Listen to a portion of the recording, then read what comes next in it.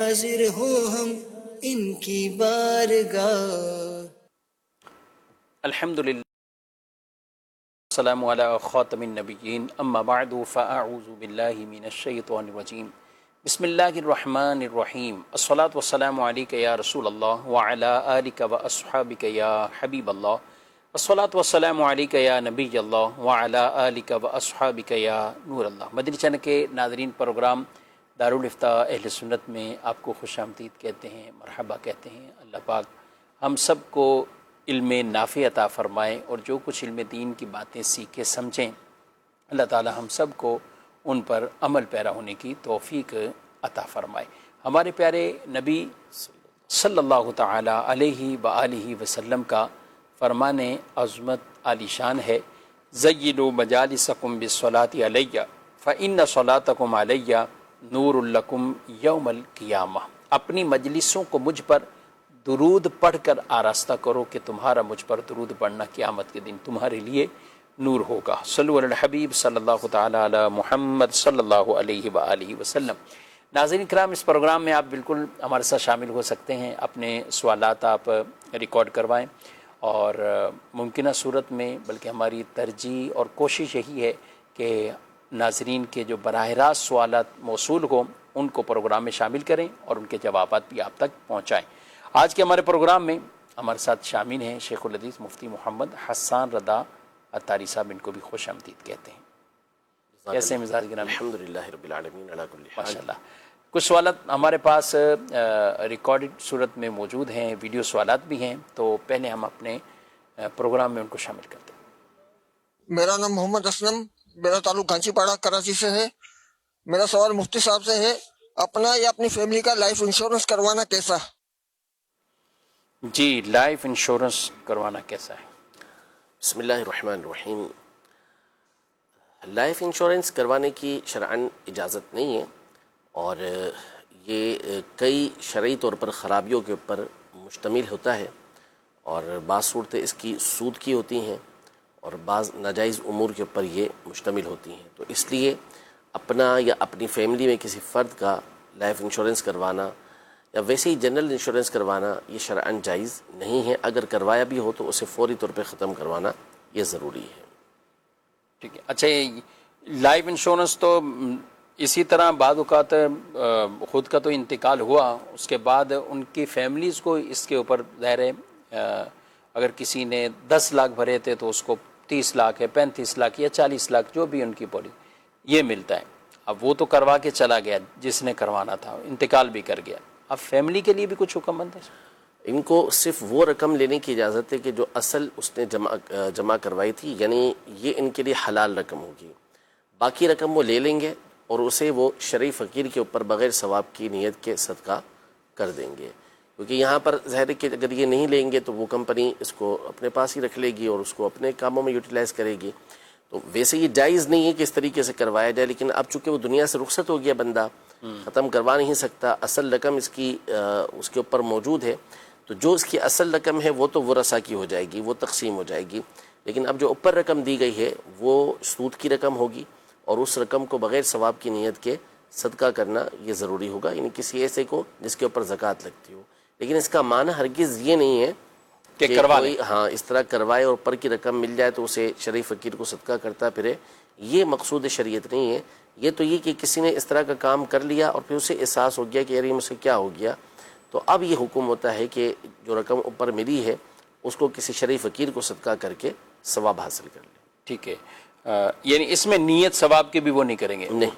ٹھیک ہے. اور بقیہ جو اصل رقم تھی وہ ورثہ کے درمیان تقسیم ہو گئی؟ وہ وراثت کی رقم ہے، کیونکہ وہ اصل مالک کی ہے اور وہ ان کے مورث ہیں جو بھی تھے، تو ان کا انتقال ہو گیا تو ابھی اصل رقم وراثت کے اندر شامل ہو جائے گی. اچھا، کچھ لوگ ایسے ہی کہ جو سود یا اس طرح کی بھی رقمیں یا غلط جن کا کاروبار ٹھیک نہیں یا کچھ ایسے، تو وہ خود بخود اپنی کچھ ایسی نیتیں ارادے بنا لیتے ہیں کہ ہم اس کے ذریعے کئی نیکی والے کام کرتے ہیں، غریبوں کی مدد کرتے ہیں دیگر ہے، اور ان کو کہا جائے کہ یہ آپ سودی اکاؤنٹ بند کروا دیں تو وہ اس طرف بھی نہیں آتے، بلکہ یہی ان کا ہوتا ہے کہ نہیں ہم اس کے ذریعے اچھے کام بھی کرتے ہیں. بہت سخت کام ہے، بہت سخت وعیدیں ہیں، اور یہ جس طرح سود لینا حرام ہے تو ان کا یہ لینا حرام ہے، اور پھر اس کے بعد اوپر سے اس طرح کی نیت کرنا یہ اور نعوذ باللہ اور خطرناک ہو جائے گا.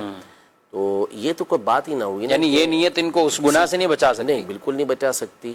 یہ تو ڈاکہ ڈالنے کی طرح ہو گیا اور چھیننے کی طرح ہو گیا. کسی کا مال لے کے پھر آپ اس کی مدد کرنے والے کسی کی مدد کریں تو یہ تھوڑی جائز ہو جائے گا. تو اسی طرح اگرچہ کہ وہ اپنی مرضی سے دے رہا ہو، کوئی بینک ہے یا کوئی بھی ہے، لیکن ہے سود، ہے حرام کا، تو اس لیے لازم یہ ہے کہ اس کو جس رقم لی ہے بہتر ہے کہ اس کو واپس کر دیں. اگر اس کو واپس کرنا ممکن نہ ہو تو یعنی اس کے ورثاء کو واپسی کر دیں. اگر اس کے ورثاء بھی نہیں ملتے تو پھر اس صورت میں کسی شرعی فقیر کے اوپر اس کو صدقہ کر دیں. لیکن بغیر ثواب کی نیت کے بہرحال شرعی فقیر کے اوپر اس کو صدقہ کیا جا سکتا ہے. لیکن بہتر اس میں بھی یہی ہوتا ہے کہ آپ کسی پہلے ان جو مالک ہے اصل اس تک لوٹائیں، وہ نہیں تو اس کے ورثاء تک پہنچائیں.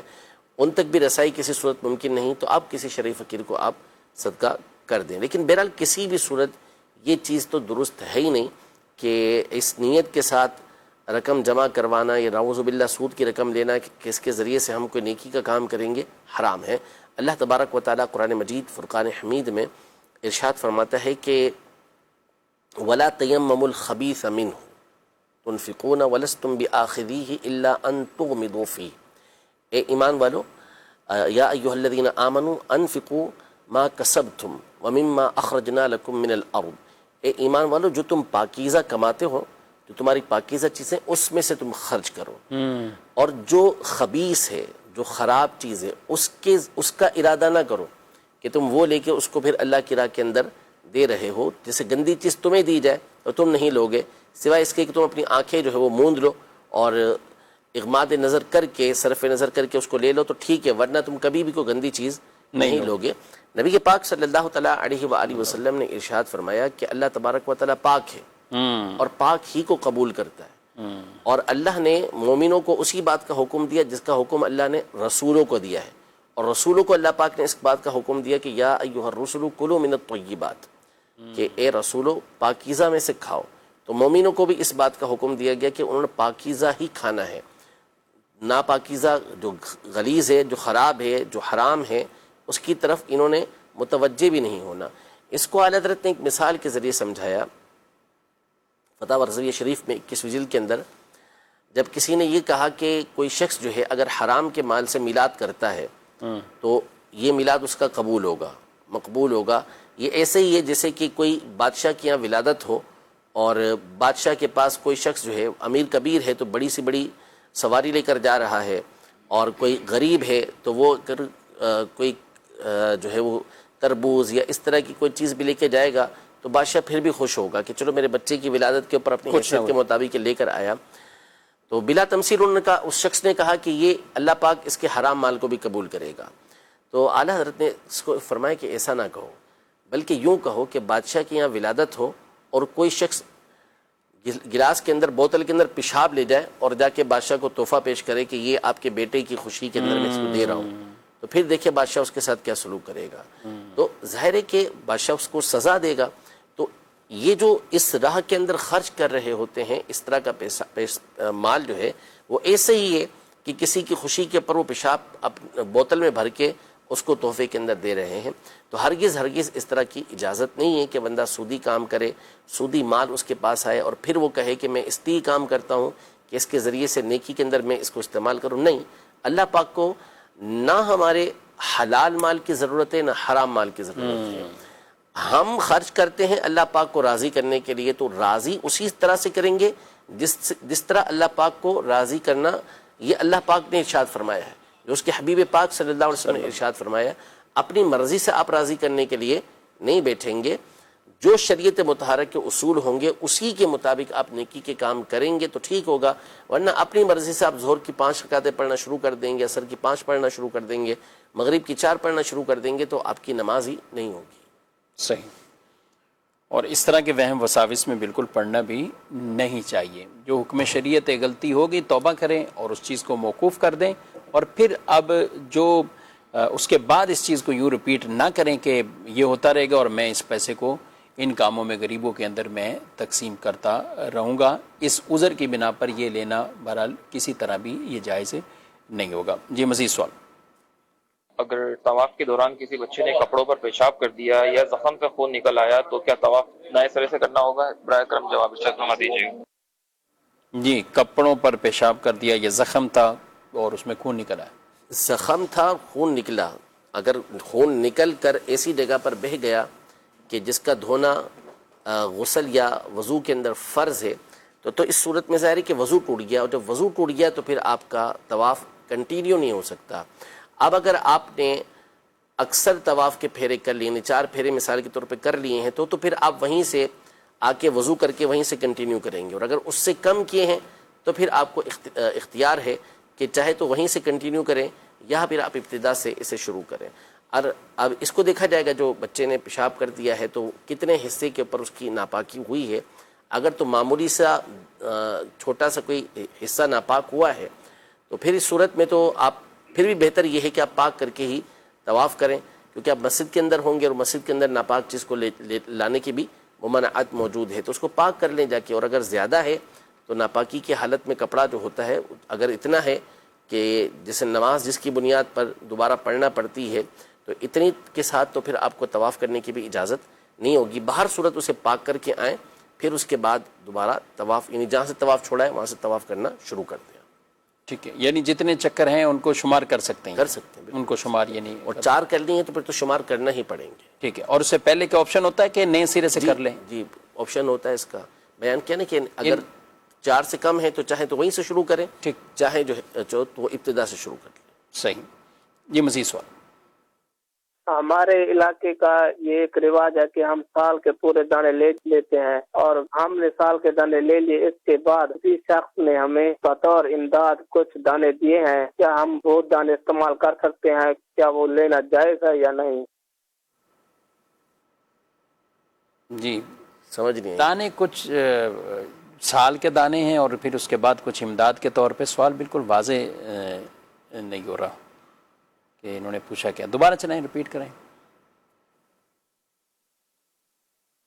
ہمارے علاقے کا یہ ایک رواج ہے کہ ہم سال کے پورے دانے لے لیتے ہیں، اور ہم نے سال کے دانے لے لیے، اس کے بعد کسی شخص نے ہمیں بطور امداد کچھ دانے دیے ہیں، کیا ہم وہ دانے استعمال کر سکتے ہیں؟ کیا وہ لینا جائز ہے یا نہیں؟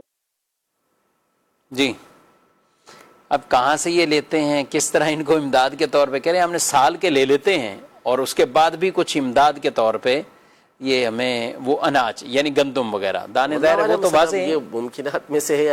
اناج مراد ہو سکتا ہے کوئی اس طرح کے فرد ہوں کہ جن کی سالانہ اس طرح کی امداد کی جاتی ہو، اور ممکن ہے کہ اس سے مراد کھیتی باڑی کے لیے لیے جانے والے بیج ہوں.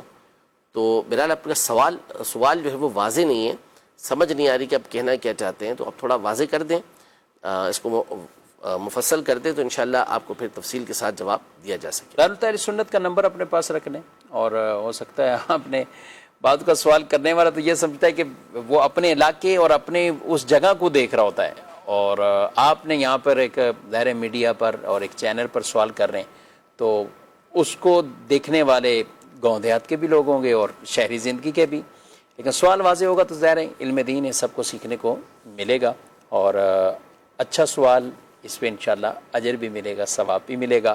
باقی اگر مزید اس کے حوالے سے تو آپ اس نمبر پر رابطہ کریں تو اس پہ آپ رہنمائی حاصل کر سکتے ہیں. کچھ SMS ہیں ان کو شامل کرتے ہیں. اور سوال ہے کہ عصر کی نماز قضا ہو جائے تو کیا وہ اسی دن مغرب کی نماز کے بعد ادا کر سکتے ہیں؟ جی بالکل کر سکتے ہیں، اس میں کوئی حرج نہیں ہے، بلکہ اگر صاحب ترتیب ہے، یعنی اگر آپ کی جو ہے وہ 6 یا 6 سے زیادہ نمازیں قضا نہیں ہوئی ہیں تو پھر اس صورت میں آپ پر یہ ضروری ہوگا کہ مغرب کی نماز پڑھنے سے پہلے آپ نے جو عصر کی نماز ہے جو چھوٹ گئی ہے آپ کی اسے پڑھنا ہوگی. قضا پہلے وہ کریں گے، پھر اس کے بعد مغرب کی نماز آپ پڑھیں گے. اور اگر زیادہ نمازیں قضا ہو چکی ہیں، آپ صاحب ترتیب نہیں ہیں، تو پھر اس صورت میں آپ کو اجازت ہے کہ پہلے آپ مغرب کی نماز پڑھ لیں، پھر اس کے بعد آپ عصر کی نماز ادا کریں. لیکن باہر صورت مغرب کی نماز کے بعد جو عصر کی نماز قضا ہوئی ہے اس کو ادا کرنے میں کوئی حرج نہیں ہے، ادا کر سکتے ہیں، بلکہ جلد سے جلد ادا کرنے کی کوشش کرنی چاہیے.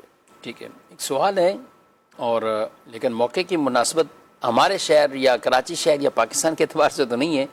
کہتے ہیں مسجد میں آگ والے ہیٹر چلتے ہیں تو کیا وہاں پہ نماز پڑھی جا سکتی ہے، سجدہ کیا جا سکتا ہے اور نماز پڑھ سکتے ہیں؟ ہو سکتا ہے کسی ایسے ملک میں جہاں ابھی بھی ہیں کئی ممالک جہاں سردی ہو رہی ہے، ممکنات میں. جی ہاں، اور ہمارے ہاں تو آج جو سورج آج کا دن ہے، کیا فرماتے ہیں؟ پہلے گرمی پر بھی کچھ، اور جی اللہ پاک رحمت کی نظر فرمائے.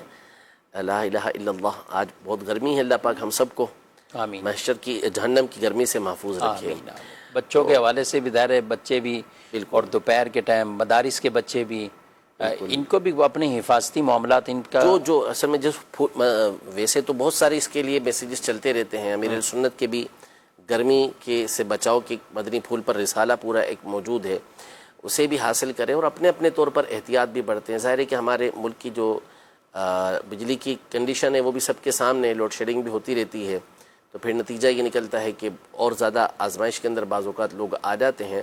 تو ان تمام چیزوں کا جو کچھ بھی اہتمام کر سکتے ہیں اپنی اپنی حیثیت کے مطابق وہ پہلے سے اہتمام کر کے رکھیں. باقی یہ کہ اللہ تبارک و تعالی جیسا موسم رکھے اس کے اوپر صبر و شکر کے ساتھ رہنا چاہیے. اور ایسی گرمی جب ہو تو بندے کو محشر کی گرمی یاد کرنی چاہیے. نزا کے وقت کی جو گرمی ہوگی اسے بندے کو یاد کرنا چاہیے کہ نہ جانے کیسی گرمی ہوگی، اور اللہ پاک ہم سب کو محفوظ رکھے. جہنم کی گرمی کا تو کوئی شمار ہی نہیں ہے، معاشر کی گرمی کا تو کوئی جو ہے وہ اندازہ کر ہی نہیں سکتا کہ وہ کیسی ہوگی. تو ایسے موقع پر ان چیزوں کو بھی یاد کرنا چاہیے اور اللہ تبارک و تعالیٰ کے غضب سے بندے کو ڈرنا بھی چاہیے، معافی بھی مانگنی چاہیے. اور جو دعا بھی بتائی گئی ہے کہ ایسے موقع پہ کلمہ پڑھ کے یہ کہے کہ آج بہت گرمی ہے، اللہ پاک مجھے جہنم کی گرمی سے محفوظ رکھے. تو یوں جہنم خود کہتا ہے کہ اللہ پاک اس کو مجھ سے پناہ عطا فرمائے. تو اللہ جل شانہ اس موسم کو بہتر موسم سے جلدی تبدیل فرمائے اور ہمارے لیے آسانیاں پیدا فرمائے. اچھا، اس میں ایسے مواقع پر جیسے باہر لوگ ہیں سن بھی رہے ہیں، اسی طرح مارکیٹ میں بھی کچھ ایسی کہ آسانیاں لوگوں کے لیے پیدا کی جا سکتی ہیں، پانی کی سبیل کی صورت میں، کولر کی صورت میں، یا سائے کی صورت میں. کئی ایسے ہیں جن کے ملازمین ہیں یا باہر گارڈ ہیں، تو ان کے لیے کوئی گرمی سے بچاؤ کے لیے کوئی ایسا سائے کا انتظام. بعض اوقات ایسے لوگوں کے لیے کچھ بھی نہیں ہوتا. کیا کہتے ہیں؟ حدیث میں ہے کہ خیر الناس من ينفع الناس. لوگوں میں سب سے بہتر وہ ہے کہ جو لوگوں کو فائدہ پہنچانے والا ہو. تو جس سے جتنا ممکن ہو اسے چاہیے کہ دوسروں کے لیے نفع کی صورت پیدا کرے، آسانی کی صورت پیدا کرے. ملازمین ہیں اور اسی طرح جو آپ نے بتایا کہ گارڈ ہیں، اسی طرح چوکیدار ہوتے ہیں اور اس طرح کے افراد ہوتے ہیں بیچارے کہ جو گرمی کی شدت کے اندر موجود ہوتے ہیں. اللہ پاک ان کو قوت دیتا ہے ان کے حساب سے، لیکن بہرحال ہمیں اپنے اعتبار سے ان کے لیے دھیان رکھنا چاہیے. بالفرض اگر اس کا باہر بیٹھنا یہ ضروری ہے، لازمی ہے، تو اگر وہاں اے سی نہیں لگ سکتا تو کم از کم ایک ٹیبل فین ہی وہاں پر لگوا دیں، جی ہاں بالکل، تاکہ اس کے لیے آسانیاں ہو جائیں. کم از کم اس کی تو اس کو جو گرمی لگ رہی ہے پسینہ تو اس کا اس کے ذریعے سے سوکھ سکے. اسی طرح جن کو اللہ پاک نے وسعت دی تو آپ نے فرمایا کہ جیسے پانی کا انتظام کر دیں. ملازمین ہیں تو ان کے لیے اگر اللہ نے دیا ہے آپ کو تو ان کے لیے بھی، راہگیروں کے لیے بھی کوئی ٹھنڈے مشروب کا انتظام کر دے. اللہ نے دیا ہے وقتاً فوقتاً کچھ نہ کچھ ان کو پلا دے. تو ایسے لوگ چونکہ افورڈ نہیں کر سکتے، ان کے لیے مشکل ہوتا ہے ایسی چیزوں کو افورڈ کرنا. جب ایسے لوگوں کے ساتھ اب یہ سلوک کریں گے تو پھر یہ چیزیں دل سے دعائیں نکالتی ہے، ان کے دل سے دعا نکلے گی اور یہ چیز آپ کو زیادہ فائدہ دے گی. تو اللہ کی رضا کے لیے اگر آپ یہ کام کریں گے تو انشاءاللہ آپ کو فائدہ ہو کر جو جس کے ساتھ بیت رہی ہوتی ہے نا، تو وہ جب غور کرتا ہے نا اپنے قریب کے لوگوں کے اوپر تو اس کو خود راہ نظر آتی ہے کہ مجھے کیا کیا لوگوں کے ساتھ اچھا سلوک یہ کرنا چاہیے. بس غور کر لے. ہمارے یہاں مسئلہ جیسے آپ نے پانی والی بات کی، بہت اچھی بات ہے پانی کے حوالے سے، لیکن کچھ چیزیں ایسی ہوتی ہیں کہ جب ہمارے یہاں لوگ شروع ہوتے ہیں تو پھر بھیڑ چال کی طرح ایک دوسرے کے پیچھے چلنا شروع کر دیتے ہیں، اور بعض اوقات وہ کام کر رہے ہوتے ہیں کہ جس کی ضرورت بھی نہیں ہوتی، حاجت نہیں ہوتی، حاجت پوری ہو چکی ہے. تو اللہ نے آپ کو سمجھ بوجھ دی ہے، عقل و شعور دیا ہے، تو آپ اس کو بروئے کار لائیں اور پھر آپ لوگوں کو جن چیزوں کی ضرورت ہو وہ چیزیں ان کو پرووائڈ کریں، وہ چیزیں ان کو آپ مہیا کریں. ماشاءاللہ. تھوڑی سی کوشش کرنے سے یہ انتظامات بھی. ہمارے ایک جاننے والے تھے اور اب اس سال گرمیوں میں تو نہیں ہیں، انتقال ہو گیا، اللہ کریم ان کی مغفرت فرمائے. وہ کہتے ہیں کہ گھر کے اندر کئی ایسی وافر بوتلیں ظاہر ہے استعمال کرتے ہیں، پانی کی بھی، منرل واٹر کی بھی، تو پڑی ہوتی ہیں. تو میرے گھر میں ڈیپ فریزر بھی ہیں، دیگر بھی چیزیں ہیں، تو میں کوشش کرتا ہوں اپنے بھائیوں کی سب کے لیے بوتلیں پانی بھرا ڈیپ فریزر میں رکھ کے اس کو فریز کر دیا. اب صبح آنا ہی ہے، صدر کے اندر جیسے دکان ہے تو میں اس کو ایک شاپر بھرا ساتھ رکھا. اور راستے میں جگہ جگہ ٹریفک پولیس والے کھڑے ہوتے ہیں. اب ان کے پاس عموماً کوئی اس وقت کولر یا کوئی یہ چیزیں نہیں ہوتی، یا پولیس والے یا کوئی اور ایسے کئی نظر آتے ہیں کہ یہ پانی کی بظاہر اس کے آس پاس نہیں ہے، تو میں نکال کے دیتا ہوں. بڑے بہت خوش ہوتے تھے، یعنی جس کو بھی دی. اور میرے کو اس وقت کے بنا پھر جیسے کسی کام میں لذت آتی نا، کہ وہ ایک مسکراہٹ کی وجہ سے کہ یار دل خوش ہوا اس کا، اور اس کو پانی اس گرمی میں مل گیا، تو یہ ایک بنا لیا تو ثواب ملے گا انشاءاللہ. بہرحال اس میں ہے کہ جب تیرے گناہ زیادہ ہو جائیں تو پانی پر پانی پلا. کیا بات ہے، پانی پلانے سے گناہ بھی جھڑتے ہیں. اور حضرت سعد رضی اللہ تعالی عنہ کو نبی پاک صلی اللہ علیہ وسلم پانی ہی کا صدقہ کرنے کا حکم ارشاد فرمایا، تو کہ پانی انسان کی بنیادی ضرورت ہے. تو جیسے آپ نے ان بھائی کا بتایا، اللہ پاک ان کی مغفرت فرمائے کہ وہ اس طرح بوتلیں رکھا کرتے تھے. تو آج کل تو بہرحال اس کے سسٹم بہت اور آسان ہو گئے ہیں. منرل واٹر کی بوتلیں ملتی ہیں، باسستی بھی مل جاتی ہیں اور ٹھنڈی بھی مل جاتی ہیں. اور اللہ پاک اتنا دینے والوں کو اتنا دیا ہے اللہ پاک نے کہ وہ روزانہ کئی بوتلوں کا صدقہ کر سکتے ہیں، ان کے لیے کوئی مسئلہ نہیں ہوتا. تو وہی جہاں ضرورت محسوس کریں آپ اس کے لیے کریں. پرندوں کے لیے انتظام کریں، اپنے جو غریب لوگ ہوتے ہیں ان کے لیے انتظام کریں. اچھا یہ چلیں، ان کا جو سوال تھا اب یہ جو اس علاقے کے لیے پوچھا گیا جہاں ہیٹر کے آگے نماز پڑھنی ہے، تو وہ کیا کہیں گے؟ ہاں، ہیٹر کے آگے نماز پڑھ سکتے ہیں، بلا ضرورت نہیں پڑھنی چاہیے. ویسے آگ جو ہے جس کے سامنے نماز پڑھنے سے منع کیا گیا ہے، وہ بھڑکتی آگ جو ہوتی ہے اس کے سامنے نماز پڑھنا یہ منع کیا گیا ہے کہ اس کے آگے نماز بندہ نہ پڑھے. لیکن اگر معمولی جیسے ہیٹر وغیرہ ہوتا ہے اس کے سامنے اگر کسی نے نماز پڑھی تو اس کی نماز ہو جائے گی، یعنی بلا کراہت اس کی نماز ہو جائے گی. ٹھیک، مزید سوال.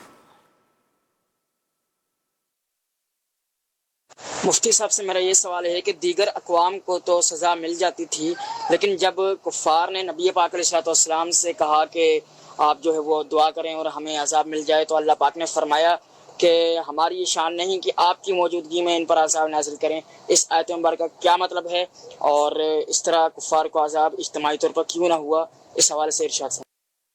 جی یہ تو خود ہی بیان کر دیا انہوں نے. جی کیوں نہیں ہوا، کیوں نہیں ہوا؟ اور کیونکہ وہی قرآن نے بیان کیا. جی تو جب کفار نے اس بات کا مطالبہ کیا کہ ان کان ھذا ھو الحق من عندک فامطر علینا حجارۃ من السماء او ائتنا بعذاب علیم، کہ جو کچھ آپ کہہ رہے ہیں اگر یہ سچ ہے تو آپ جو ہے وہ اپنی طرف سے ہمارے پر عذاب لے آئیں اور آسمان سے ہمارے پر پتھروں کی بارش کروا دیں.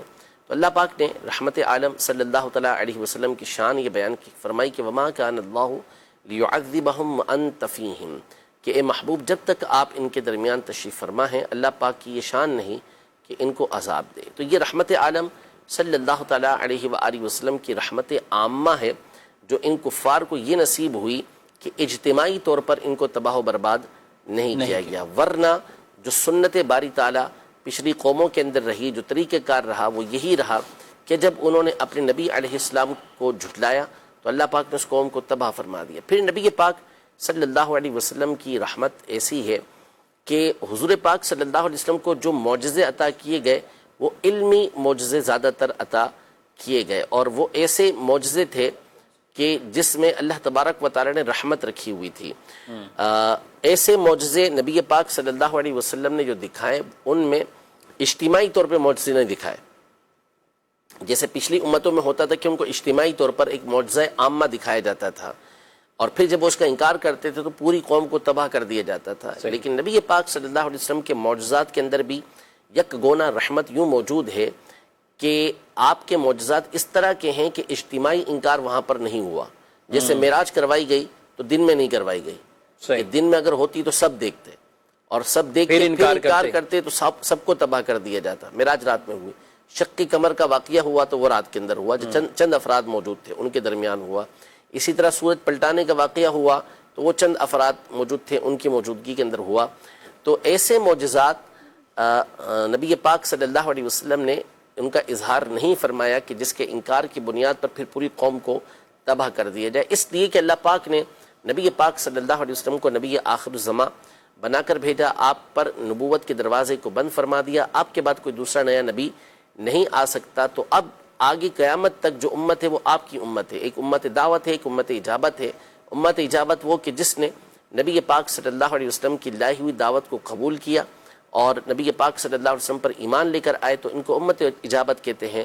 اور وہ لوگ کہ جنہوں نے نبی پاک صلی اللہ تعالیٰ علیہ وسلم کی دعوت دین کو قبول نہیں کیا, ان کو امت دعوت کہا جاتا ہے. تو چونکہ قیامت تک اب نبی پاک صلی اللہ تعالیٰ علیہ وآلہ وسلم ہی کا دین رہنا ہے, تو اس لیے اجتماعی طور پر تباہ ان کو نہیں کیا گیا. اور ہمارے اوپر بھی, حالانکہ ہمارے اعمال بھی ایسے ہیں کہ ہمارے لیے بھی نعوذ باللہ عذاب ہوتا, لیکن اللہ تبارک و تعالیٰ نے نبی پاک صلی اللہ تعالیٰ علیہ وسلم کے صدقے طفیل ہمیں بھی اس سے محفوظ رکھا ہوا ہے. آمین.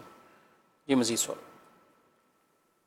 میرا نام شبیر احمد ہے. مفتی صاحب, میرا آپ سے سوال ہے کہ حالت احرام میں زخم پہ پٹی باندھنا کیسا ہے؟ جی بلا ضرورت منع ہے کہ بلا ضرورت نہ ہو, لیکن اگر حاجت زخم ہو گیا ہے تو پھر پٹی باندھ سکتا ہے احرام میں.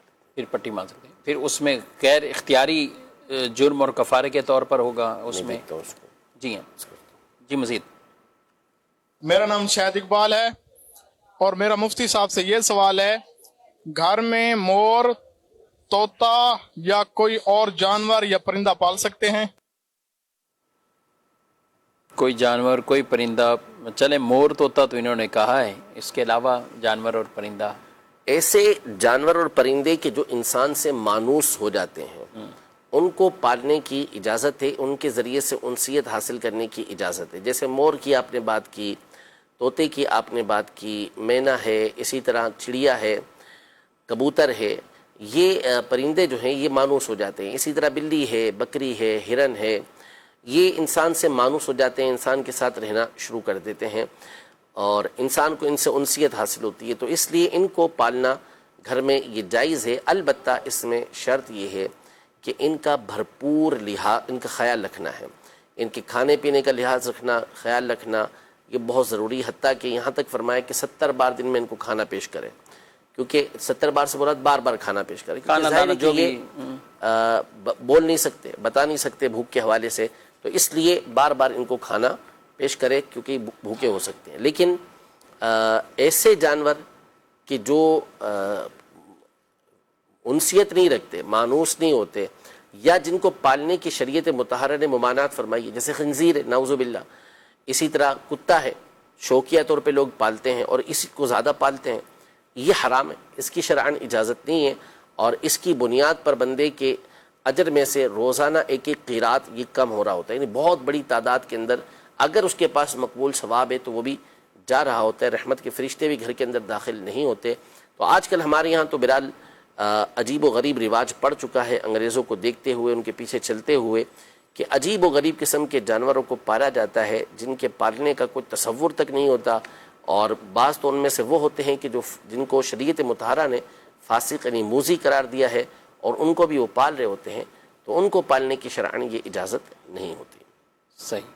اچھا, یہ جرم غیر اختیاری کے حوالے سے, یعنی جو پٹی کا کہا ہے, اب پٹی میں چہرہ یا کوئی ایسی چیز جس کو چھپانا ہے جی, اور وہ چھپانا لازم آ گیا, تو یعنی وہ پٹی تو باندھیں گے, لیکن اب جہاں دم ہے وہاں اس کی جگہ پہ 6 صدقہ دینے کی اختیار ہو جائے گا, اس کو 6 صدقے روزے یعنی رکھنے وہ کا سزا میں کچھ تخفیف ہوگی. کیونکہ جرم غیر اختیاری ہے تو ایک تو اس کے اوپر گناہ بھی نہیں ہے. صحیح. دوسرا یہ کہ اب دم جہاں لازم آ رہا ہوتا ہے اور دوسری جگہ پہ صدقہ فطر لازم آ رہا ہے, دونوں جگہ پہ تخفیفات دی گئی ہیں اسے کہ اب اس کی جگہ یہ کر سکتا ہے, جس کی تفصیل جو ہے رفیق الحرمین کے اندر موجود ہے. صحیح. جی مزید. اگر کوئی غلطی سے مروہ صفا کی طرف صحیح شروع کر دے جبکہ شروع صفا سے کرنی ہوتی ہے, تو کیا وہ چکر شمار ہوگا؟ جی کیا کہتے ہیں؟ ویسے تو حکم یہی ہے ہمارے نزدیک کہ صفا سے ہی ابتدا یہ ضروری ہے, اور کرنا بھی یہی چاہیے, بہتر بھی طریقہ کار یہی ہے. البتہ ایک قول کے مطابق اگر کسی نے مروہ سے بھی ابتدا کی تو اس کا چکر یہ شروع ہو جائے گا. لیکن بہرحال عافیت اسی کے اندر ہے کہ بندہ صفا ہی سے اس کی ابتدا کرے, مروہ کی طرف جائے, پھر مروہ سے صفا کی طرف آئے. اور عموماً ایسا ہی ہوتا ہے, سب سے پہلے تو لیکن یہ کہ چکر بڑھ جاتا ہے, یعنی پہلے صفا کی طرف پہنچتے ہوئے, کیونکہ کئی تو بالکل مروہ کے قریب انٹر ہوتے ہیں, تو وہ کہتے ہیں یہ آدھا یہ بھی کیا, اور اس کے بعد جب مروہ میں ختم ہونا ہے پھر ایک, میرا خیال یوں 8 تو ویسے ہی ہوتے ہیں، ایک چکر تو اضافی ہو 7.5 جاتے ہیں، ایک ادھر جانا ہے پہلے اور اس میں کر کے بہرحال جا رہے ہیں۔ حجاج کرام اللہ پاک آپ کی حاضری قبول فرمائے، قدم قدم پر نیکیاں ثواب بھی عطا فرمائے، اجر بھی عطا فرمائے۔ سیکھ کر سمجھ کر ہی جانا چاہیے، اس طرح کی جو غلطیاں ہیں ان کے بارے میں رہنمائی بھی ساتھ، اگر کوئی غلطی ہو بھی گئی تو اب رہنمائی لے لیں، اب یہ نہ کہیں کہ وہ غلطی ہوئی اور اس کو وہیں چھوڑ دیا جائے ختم، جو اس کے حوالے سے رہنمائی ملے، جو اس پر کوئی کفارہ ہے، کچھ بھی لازم آتا ہو تو اس کے مطابق اس عمل کو کر لیا جائے۔ اور کئی اعمال تو ایسے ہیں کہ جن کو ریپیٹ کرنے سے وہ معاملہ ہی حل ہو جائے گا۔ طواف کے اندر کچھ غلطی ہوتی ہے جس کی وجہ سے بالفرض دم لازم آ رہا ہے یا صدقات لازم آ رہے، اب اگر اعادہ کر لیا، لوٹا لیا اس کو، تو بالکل آپ کا وہ ختم ہو جائے گا، وہ جو دم پہلے لازم آ چکا تھا، مثلا بے وضو یا کچھ اور ایسا نقص رہا۔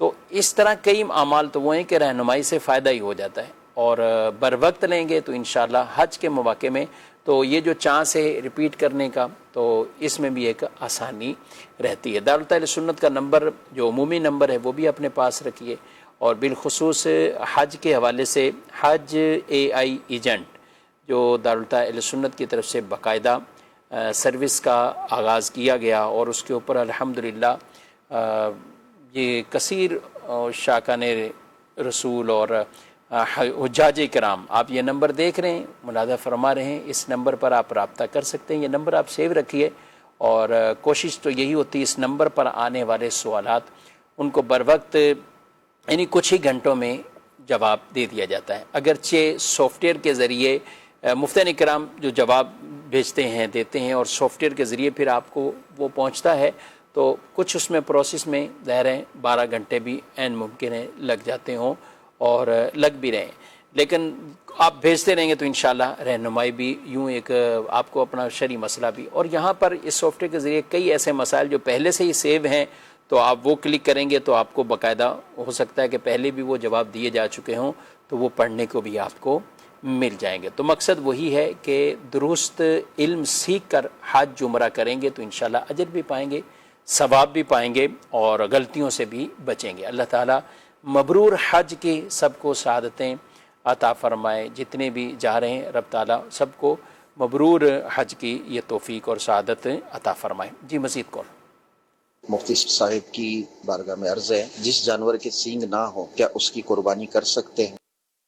جی سینگ ہی نہیں ہے قربانی، پیدائشی سینگ نہیں ہے تو کوئی حرج نہیں ہے، اور یعنی بعض اوقات تو یہ ہوتا ہے کہ بچپن ہی میں چھوٹا جب ہوتا ہے تو اس وقت اس کی جو سینگ کی جگہ ہوتی ہے اس کو داغ دیا جاتا ہے، جس کی وجہ سے اس کے سینگ نکلتے ہی نہیں ہیں، یا قدرتی طور پر اس کے سینگ نہیں ہوتے تو کوئی اس کے اندر حرج نہیں ہے۔ ان دونوں صورتوں میں تو قربانی ہو جائے گی۔ اور ایک صورت یہ ہوتی ہے کہ باقاعدہ سینگ اس کے نکالے گئے یا اس کا سینگ ٹوٹ گیا، اگر تو سینگ اس کا اوپر سے ٹوٹا ہے، اس کو جو جڑ کے اوپر کا حصہ ہے وہ سلامت ہے، تو اس کی قربانی بھی ہو جائے گی، اگرچہ کہ بہتر نہیں، لیکن اگر جڑ سے اکھڑ گیا ہے اور زخم نظر آ رہا ہے تو اس صورت میں قربانی نہیں ہوگی۔ ہاں اب اس صورت میں زخم بھر گیا تو بھی اس جانور کی قربانی یہ ہو جائے گی۔ ٹھیک ناظرین کرام، پروگرام آپ نے ملاحظہ کیا، اور آپ سے اجازت چاہتے ہیں، پروگرام کا وقت اپنے اختتام کو پہنچا ہے۔ فی امان اللہ۔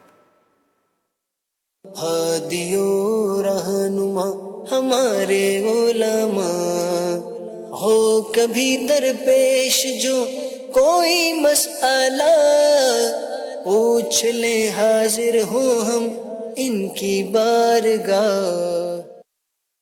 ایک مرتبہ دوبارہ